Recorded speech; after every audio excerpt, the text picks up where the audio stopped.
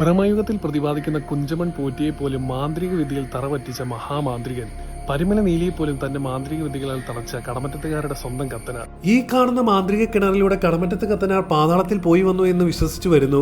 പണ്ട് ഈ കിണറിനടിയിൽ ഒരു തുരങ്കമുണ്ടായിരുന്നുവെന്നും പിൽക്കാലത്ത് അത് മൂടിപ്പോയി എന്നും കരുതുന്നു. എപ്പോഴും ചോരയുടെ ഗന്ധമുള്ള ഒരിടം, ഒളിഞ്ഞും തെളിഞ്ഞും കോഴിക്കുരുതിയും മദ്യസേവയും നടക്കുന്ന പാതാള കിണർ, കടമറ്റത്ത് പൗലോസ് സെമ്മാശൻ കടമറ്റത്ത് കത്തനാരായ കഥ. ഒരിക്കൽ വഴിതെറ്റി മലയരന്മാരുടെ അടുത്തെത്തി അമ്മയൊഴിച്ച് മറ്റെല്ലാവരെയും മറക്കാമെന്ന വാക്കിൽ മലയരന്മാർ മാന്ത്രിക വിദ്യകൾ പഠിപ്പിച്ചു. പിന്നീട് അവരിൽ നിന്നും രക്ഷപ്പെട്ട് കടമറ്റത്ത് പള്ളിയിലെത്തി അമ്മയെ വിളിച്ചപ്പോൾ പള്ളിവാതിലുകൾ താനേ തുറന്ന് ഷമ്മാശൻ അകത്ത് പ്രവേശിച്ചു. അനാഥനായി വളർന്ന ഷമ്മാശന്റെ അമ്മ വിശുദ്ധ കന്യകയായ മറിയമായിരുന്നു. പിറകെ വന്ന മലയരന്മാർക്ക് ആത്മീയ വാതിലുകൾ ഭേദിക്കാൻ കഴിയാതെ തിരിച്ചു പോകേണ്ടി വന്നു. താൻ പഠിച്ച മന്ത്രങ്ങളെല്ലാം നാടിന്റെ നന്മയ്ക്കായി ഉപയോഗിച്ച കത്തനാർ ഒരിക്കൽ ആകമാന യാക്കോബായ സുറിയാനി സഭയുടെ പരമാധീശൻ കടമറ്റം പള്ളി സന്ദർശിച്ചപ്പോൾ ചുമരിൽ നിന്നും മുന്തിരി എടുത്ത് നൽകി. എന്നാൽ വിശ്വാസത്തിനെതിരായതിനാൽ പിതാവിന്റെ ശാസന ഏറ്റുവാങ്ങേണ്ടി വന്നു.